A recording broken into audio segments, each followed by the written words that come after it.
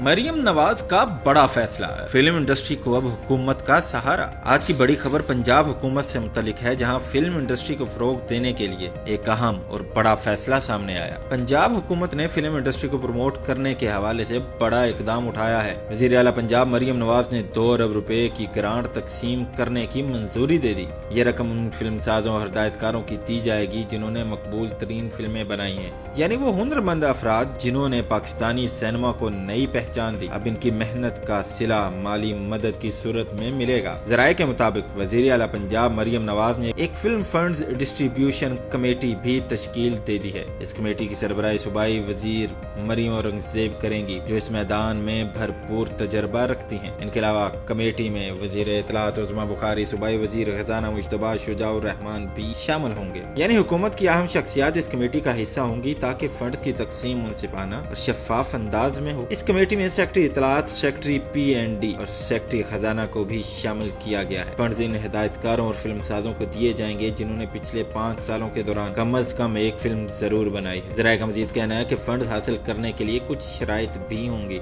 सबसे अहम शर्त ये होगी कि फिल्म का स्क्रिप्ट और कास्ट से मुतल्लिक तमाम तफसीलात फराहम करना लाजिम होंगी। ये इकदाम न सिर्फ फिल्म साजों की हौसला अफजाई करेगा, बल्कि पंजाब में फिल्मी सनत को एक नई जिंदगी देने में मददगार साबित होगा।